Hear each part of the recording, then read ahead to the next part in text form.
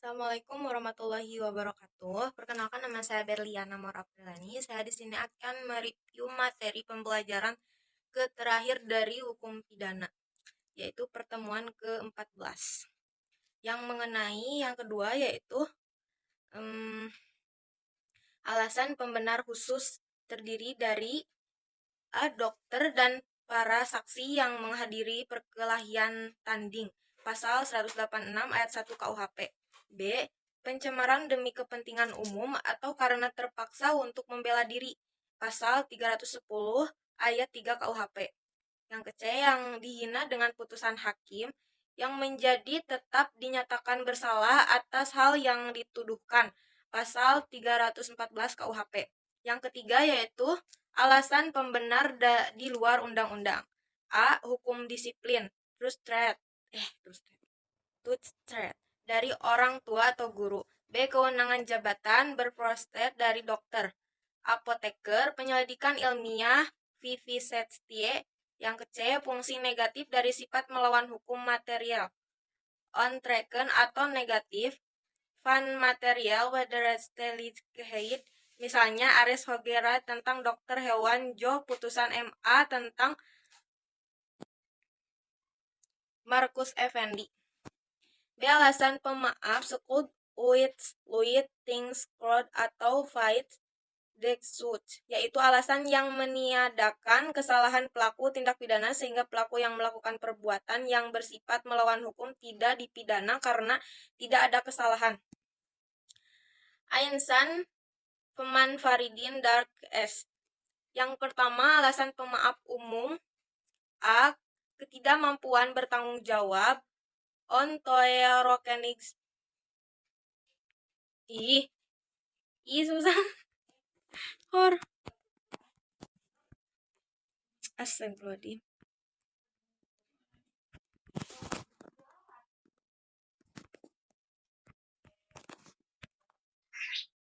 Barheit pasal 44 KUHP. B. Daya paksa dalam arti sempit, overmah inengezin pasal 48 KUHP.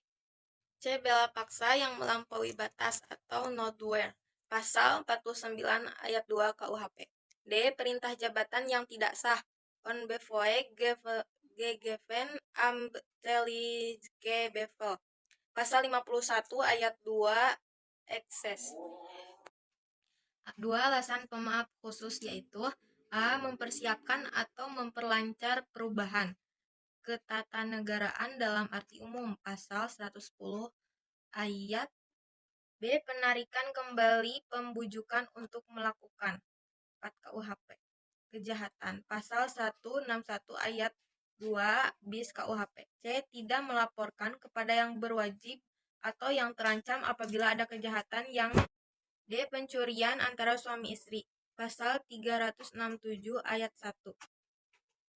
E. Insubordinasi tidak jadi pasal 464 ayat 3 KUHP. 3. Alasan pemaaf di luar undang-undang. A. Tidak ada kesalahan sama sekali atau taksi. B. Alasan peniadaan pidana putatif. B. Daya paksa atau overmah diatur 48 KUHP tetapi tidak memberikan pengertian karena itu harus cari dalam MVT yang menjelaskan bahwa daya paksa adalah setiap kekuatan, setiap paksaan, setiap tekanan yang tidak dapat ditahan. Dalam doktrin, daya paksa dibedakan A. Daya paksa absolut, vis absoluta, yaitu daya paksa yang sama sekali tidak dapat ditahan, baik secara fisik maupun psikis. B. Daya paksa relatif, vis konvulsiva, yaitu daya paksa yang masih dapat ditahan dengan berbit lain, tetapi tidak melakukan perlawanan sehingga tidak perlu dilawan. Daya paksa dibagi 3 bentuk yaitu yang pertama, pertentangan antara dua kepentingan hukum, contoh Ares Papan Carniendes. 2. Pertentangan antara kepentingan hukum dengan kewajiban hukum, contoh Officien Ares 1932. Yang ketiga, pertentangan antara dua kewajiban hukum, contoh dipanggil untuk menghadap kedua tempat pengadilan, kedua tempat pengadilan yang berbeda dalam waktu yang bersamaan. Bela paksa atau nodware diatur dalam 3 pertentangan antara dua kewajiban hukum. Contoh, dipanggil untuk menghadap kedua tempat pengadilan yang berbeda dalam waktu yang bersamaan. Bela paksa atau nodware diatur dalam pasal 49 ayat 1 KUHP yang disebut alasan penghapus atau peniadaan pidana. Syarat-syaratnya yaitu yang pertama, perbuatan harus terpaksa dilakukan untuk pembelaan yang sangat perlu karena tidak ada jalan lain. Yang kedua, perbuatan tersebut dilakukan karena ada serangan yang sekonyon-konyon atau mendadak dan seketika itu juga. Yang ketiga, pembelaan itu hanya dapat dilakukan untuk kepentingan hukum yang ditentukan secara limitatif, yaitu A. Diri sendiri atau orang lain, B. Kehormatan kesusilaan sendiri atau orang lain, yang C.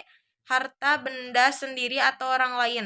C. Bela paksa atau nodware. Bela paksa yang melampaui batas atau nodware excess diatur dalam pasal 49 ayat 2 yaitu berupa melampaui batas pembelaan yang diperlukan. Pembelaan yang dilakukan sebagian akibat yang langsung dari guncangan jiwa yang hebat. Keguncangan jiwa yang hebat itu diakibatkan oleh adanya serangan. Jadi, antara guncangan jiwa yang hebat dengan serangan atau ancaman serangan harus ada hubungan yang kausal. Melampaui batas, pembelaan yang diperlukan dapat terjadi karena alat yang digunakan dalam pembelaan atau cara pembelaan terlalu keras. Misalnya, yang menyerang memukul dengan sepotong kayu, tetapi yang diserang memukul kembali dengan sepotong besi. Yang diserang sebetulnya dapat melarikan diri atau mengelak dari ancaman serangan, tetapi dia lebih memilih pembelaan. Nodware excess harus dilakukan dalam hal adanya guncangan jiwa yang hebat, perasaan takut, khawatir atau bingung, perasaan marah yang sangat. Bela paksa dapat dijadikan alasan pemaaf dan bukan pembenar. D. Melaksanakan ketentuan undang-undang, disebut juga Wetelic Force Script, yang diatur dalam pasal 50 KUHP. A. Harus ada perbuatan melaksanakan undang-undang untuk kepentingan umum. B. Perbuatan tidak terbatas pada perintah undang-undang saja, tetapi juga atas wewenang yang diberikan undang-undang. C. Perbuatan harus patut, wajar, dan akal masuk.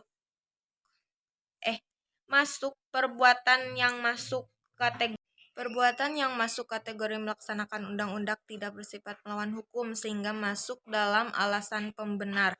Melaksanakan perintah jabatan, disebut juga amtelage bevel, yang dibedakan melaksanakan perintah jabatan. Melaksanakan perintah jabatan yang sah pasal 51 ayat 1 KUHP. B. Melaksanakan perintah jabatan yang tidak sah pasal 51 2 KUHP. Seorang yang melaksanakan perintah jabatan yang sah, perbuatannya dianggap tidak melawan hukum sehingga perbuatannya tidak dapat dipidana. Perintah jabatan dianggap sah apabila A. Ada hubungan jabatan antara yang memerintah dengan yang diperintah. B. Kewenangan yang memberi perintah harus sesuai dengan jabatan yang bersifat hukum publik. C. Perintah jabatan yang diberikan harus termasuk dalam lingkungan kewenangan jabatannya.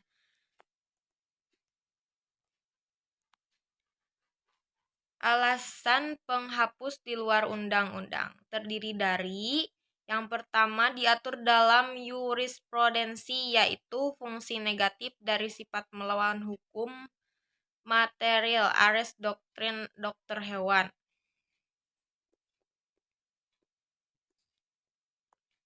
Dua, tidak ada kesalahan sama sekali taksi B dengan menggunakan alasan pembenar, yaitu